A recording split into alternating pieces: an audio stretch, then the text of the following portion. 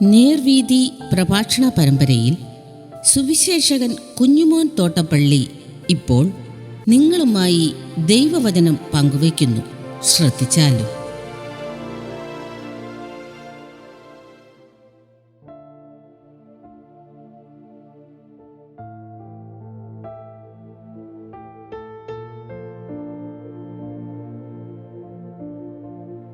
യേശുവും പിതാവിൻ്റെ നാഴികയും. ദൈവനാമത്തിന് മഹത്വമുണ്ടാകട്ടെ. ലൂക്കോസിൻ്റെ സുവിശേഷം 13-ാം അധ്യായത്തിൻ്റെ 31 മുതലുള്ള വാക്യങ്ങൾ ഞാൻ വായിക്കുന്നത് ശ്രദ്ധിച്ചാലും. ആ നാഴികയിൽ തന്നെ ചില പരീശന്മാർ അടുത്തു വന്നു. ഇവിടം വിട്ട് പൊയ്ക്കൊള്ളുക, ഹേരോദാവ് നിന്നെ കൊല്ലുവാൻ ഇച്ഛിക്കുന്നു എന്ന് അവനോട് പറഞ്ഞു. അവൻ അവരോട് പറഞ്ഞത്, നിങ്ങൾ പോയി ആ കുറുക്കനോട്, ഞാൻ ഇന്നും നാളെയും ഭൂതങ്ങളെ പുറത്താക്കുകയും രോഗശാന്തി വരുത്തുകയും 3-ാം നാളിൽ സമാപിക്കുകയും ചെയ്യും. എങ്കിലും ഇന്നും നാളെയും മറ്റന്നാളും ഞാൻ സഞ്ചരിക്കേണ്ടതാകുന്നു. കർത്താവായ യേശുക്രിസ്തു ശുശ്രൂഷിക്കുന്ന കാലത്ത്, അത് ഗലീല പ്രദേശങ്ങളിലായിരുന്ന സമയത്ത്, യേശുവിൻ്റെ അടുക്കൽ ചില ആളുകൾ വന്ന് പറയുകയാണ്, ഹേരോദാവ് നിന്നെ കൊല്ലാൻ ഒരുങ്ങുന്നു, അതുകൊണ്ട് ഇവിടം വിട്ടു പോയിക്കൊള്ളുക. ഗലീലയുടെ ദേശാധിപതിയാണ് ഹേരോദാവ്. അതുകൊണ്ട് അദ്ദേഹത്തിന് ഒരാളെ കൊല്ലാനോ ഓടിക്കാനോ ഒക്കെയുള്ള അധികാരമുണ്ട്. അപ്പോൾ ഹേരോദാവ് ചെയ്യാൻ പോകുന്ന ഈ കാര്യത്തെ മണത്തറിഞ്ഞ ചില ആളുകൾ യേശുവിനെ സഹായിക്കാൻ വേണ്ടി അത് വന്ന് യേശുവിനെ അറിയിക്കുകയാണ്. പക്ഷേ യേശു ഹേരോദാവിനെ വിളിച്ചത് കുറുക്കൻ എന്നാണ്. പ്രിയപ്പെട്ടവരെ, കുറുക്കൻ കടിച്ചു കീറുന്നവനാണ്. യോഹന്നാൻ സ്നാപകൻ ഹേരോദാവിൻ്റെ പാപത്തെ ഹേരോദാവിനോട് പറഞ്ഞു, ഈ സഹോദരൻ്റെ ഭാര്യയെ വെച്ചുകൊള്ളുന്നത് ശരിയല്ല, ഒരു രാജ്യത്തിൻ്റെ ഭരണാധികാരി മാതൃകയല്ലാതെ ജീവിക്കുന്നത് ശരിയല്ല, അതുകൊണ്ട് നീ ആ പാപം തുടരാൻ പാടില്ല എന്ന് യോഹന്നാൻ സ്നാപകൻ ഹേരോദാവിനോട് പറഞ്ഞു. ഞങ്ങൾക്കത് ഇഷ്ടപ്പെട്ടില്ല. അദ്ദേഹം ആ പാപത്തെ സ്നേഹിച്ചതിനാൽ ഹേരോദാവിനെ തടവിലാക്കുവാനിടയായി. ഇതിനു മുമ്പും പല ഭരണാധികാരികളും ദൈവദാസന്മാരെ, അതായത് അവരുടെ പാപത്തെ ഓർപ്പിച്ച ദൈവദാസന്മാരെ കൊല്ലാനൊരുങ്ങിയിട്ടുണ്ട്. യൊരോബെയാം എന്ന രാജാവ്, അദ്ദേഹം ദാനിലും ബേതേലിലും കാളക്കുട്ടിയെ വാർത്തുണ്ടാക്കിയിട്ട് ഇസ്രായേലിനോട് പറഞ്ഞു, നീ യെരൂശലേമിൽ പോകണ്ട, നിങ്ങൾ ഈ കാളക്കുട്ടിയുടെ അടുക്കൽ വന്ന് ആരാധിച്ചാൽ മതിയെന്ന് പറഞ്ഞു. എന്നാൽ ദൈവത്തിൻ്റെ നിയോഗമനുസരിച്ച് ദേവദാസൻ വന്നിട്ട് ഈ യാഗം കഴിച്ചുകൊണ്ടിരുന്ന ഈ കാളയുടെ യാഗപീഠത്തെങ്കിൽ യാഗം കഴിച്ചുകൊണ്ടിരുന്ന ഈ യൊരോബെയാമിനോട് ഈ ദേവദാസൻ പറഞ്ഞു, യോശിയാവ് എന്നൊരു രാജാവ് ഇസ്രായേലിലുണ്ടാകും. ആ യോശിയാവിൻ്റെ കാലത്ത് ഈ യാഗപീഠത്തെങ്കിൽ മനുഷ്യാസ്ഥികളെ ചുടുവാനിടയാകും എന്നൊക്കെ പറഞ്ഞു.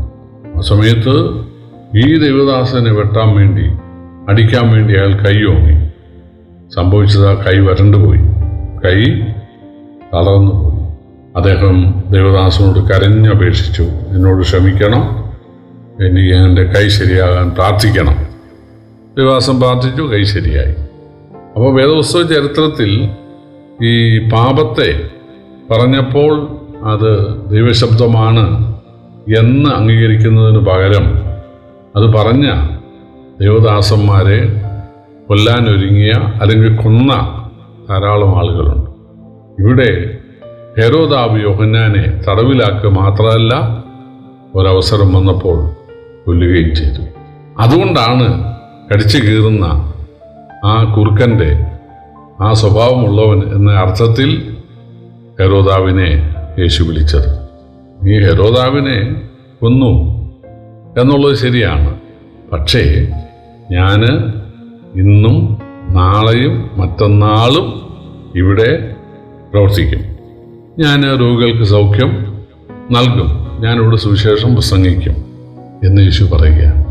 എന്താ അങ്ങനെ പറയാൻ കാരണം യേശു എവിടെ ജനിക്കണം, ആരിൽ ജനിക്കണം, അത് പിതാവ് മുന്നെഴുതിയിരുന്നു, വേദപുസ്തകത്തിലുണ്ടായിരുന്നു. അതുപോലെ യേശു ബേത്ലഹേമിൽ ജനിച്ചു. പിന്നെ മിസ്രൈമിലേക്ക് യേശുവിനെ യോസേപ്പ് മറിയോട് കൊണ്ടുപോയി അവിടെ നിന്ന് തിരിച്ചു കൊണ്ടുവന്നു. കാരണം യേശു മിസ്രൈമിൽ പോകുമെന്ന് ഹോശേയ പ്രവചനത്തിൽ 11-ാം അധ്യായത്തിൽ വാക്യമുണ്ടായിരുന്നു.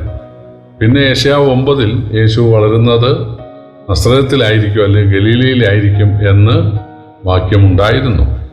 യേശു പ്രസംഗിക്കും, രോഗികൾക്ക് സൗഖ്യം നൽകും എന്നൊക്കെയുള്ള പ്രവചനങ്ങളുണ്ടായിരുന്നു. അതെല്ലാം നിവർത്തിച്ചുകൊണ്ടാണ് യേശു പ്രസംഗിച്ചത്. എവിടെയൊക്കെ പ്രസംഗിക്കണം അതൊക്കെ ദൈവം തീരുമാനിച്ചിരുന്നു.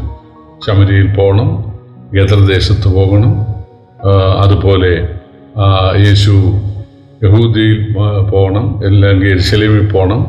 ഇതെല്ലാം ദൈവം തീരുമാനിച്ചിരുന്നു. അപ്പോൾ ദൈവത്തിൻ്റെ ആ സമയമനുസരിച്ച്, നാഴിക അനുസരിച്ചാണ് യേശു പ്രവർത്തിച്ചിരുന്നത്. കാരണം യേശു നമുക്ക് മാതൃകയായി സമ്പൂർണ്ണ മനുഷ്യനാകുകയായിരുന്നു. സമ്പൂർണ്ണ ദൈവമായ യേശു നമ്മെ രക്ഷിക്കുവാൻ വേണ്ടി മാത്രമല്ല മനുഷ്യനായത്, നമ്മുടെ നരകമേൽക്കാൻ വേണ്ടി മാത്രമല്ല മനുഷ്യനായത്, നമ്മളെങ്ങനെ പിതാവിനെ അനുസരിച്ച് ജീവിക്കണം അതിനും മാതൃകയാകാൻ വേണ്ടിയാണ് യേശു ഇവിടെ വന്നത്. യേശു എല്ലാം പിതാവിൻ്റെ സമയത്ത് പിതാവ് പറഞ്ഞനുസരിച്ച് ചെയ്തു. അതുകൊണ്ടാണ് യേശു ആരെയും പേടിക്കാതിരുന്നത്, ഹേരോദാവിനെ പേടിക്കാതിരുന്നത് അതുകൊണ്ടാണ്.